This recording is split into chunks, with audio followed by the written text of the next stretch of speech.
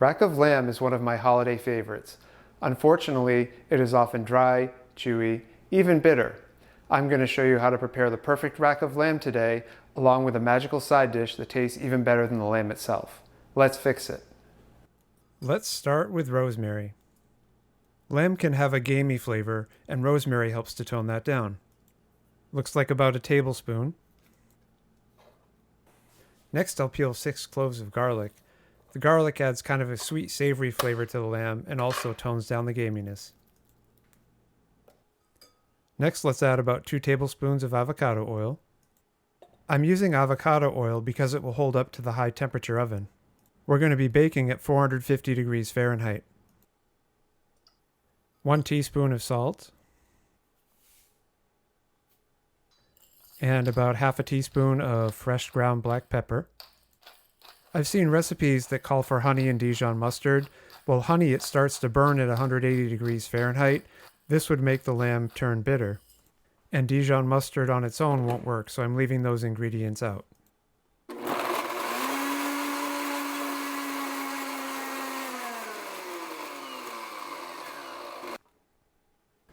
We're creating a high-speed emulsion. The oil isn't just a coating, it's a solvent for the rosemary and garlic oils. Well, let's have a look at that wet rub. Looks perfect. Let's apply the wet rub to the rack of lamb. Gloves are highly recommended. You don't want your hands to smell like garlic and rosemary all day, unless you do. And let's make sure to get both sides.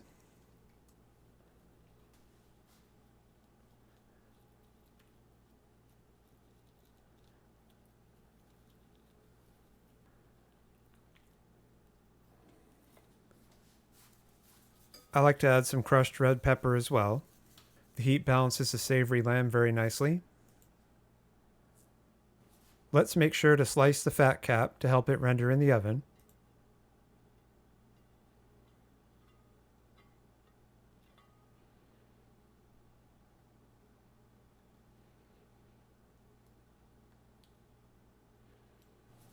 I like to use a crisscross pattern.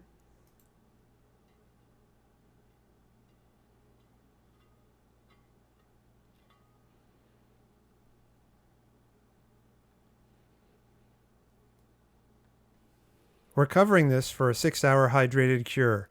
By preventing evaporation, we keep the salt and rosemary oils in a liquid state, forcing them to penetrate deep into the muscle fibers through osmosis. You want to pull it from the fridge at least an hour before going in the oven. Bringing the lamb up to room temperature will help it cook more evenly. I like to put the lamb right on the roasting pan when it comes out of the fridge. The metal helps it warm up faster. While that's warming up, let's work on the side dish. The red garnet sweet potatoes are my hero side dish. The lamb fat will collect on the baking sheet and then caramelize the sweet potato. The flavors just sing. Oh yes, they make terrific pair. They went together like lamb and tuna fish. Sweet potatoes are the perfect side dish for rack of lamb. They have a high sugar content, and when that lamb fat caramelizes, you get a sweet savory taste that is just divine. I would normally use 2 sweet potatoes, but this guy is so big I think he counts for 2. I'm slicing it into about 1-inch discs, and then I'll take each disc and quarter it. Raw yams are pretty hard to cut through, so make sure your knife is super sharp. Add some salt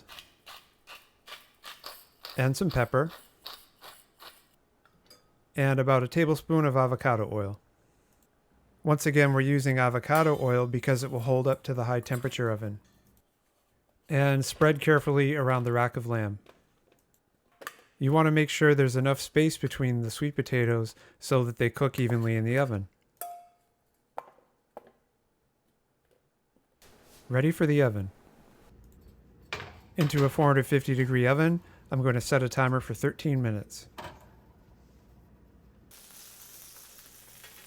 13 minutes later, it's time to flip over the lamb. And we'll go back in the oven for about another 6 minutes. 6 minutes later, it's time to do a temperature check.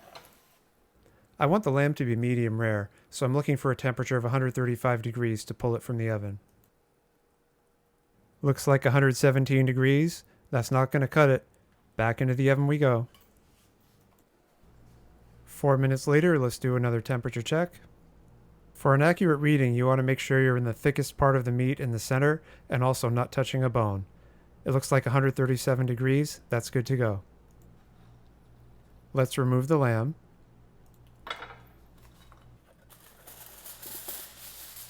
And cover it with aluminum foil to help trap the heat.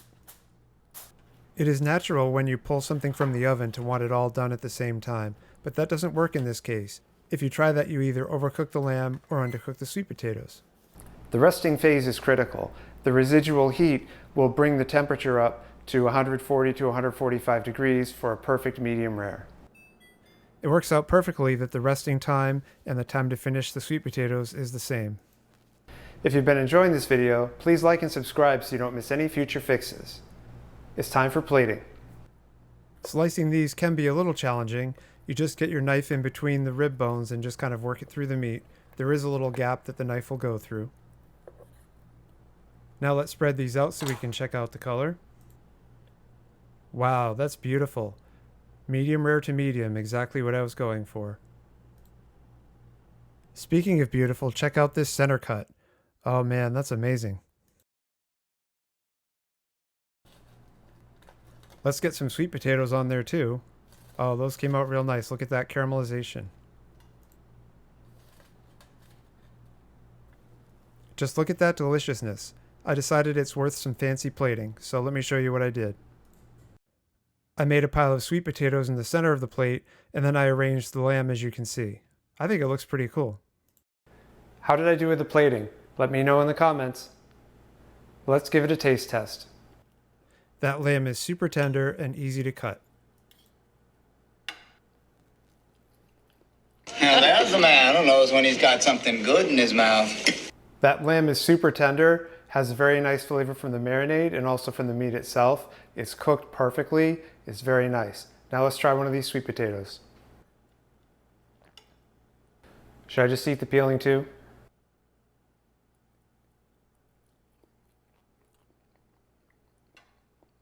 The sweet potatoes cooked perfectly. It's nice and tender, caramelized on the outside, and that lamb fat mixed with the sweet potato flavor is so amazing. It's a perfect combination of sweet and savory. I hope you enjoyed this video, and if you have access to rack of lamb, I hope you give this recipe a try. You'll be glad you did. Thanks for watching.